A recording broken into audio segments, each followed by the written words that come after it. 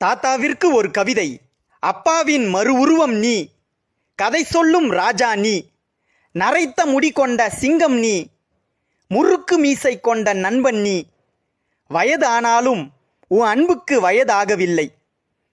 எனக்கு உணவு ஊட்டியதும் உன் விரல்தான், நடை பழகியதும் உன் விரல்தான், தூக்கி அணைத்ததும் உன் விரல்தான், தட்டி தட்டி தூங்க வைத்ததும் உன் விரல்தான்.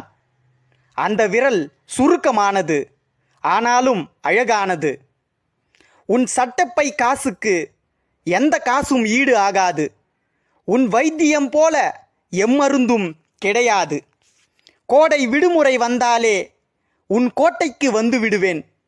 புத்தகம் சொல்லும் கதைகள் கூட உன் கதையிடம் தோற்றுவிடும். வயதானவர்களை இருக்கும்போது பார்த்து கொள்ளுங்கள், அவர்களும் குழந்தைதான்.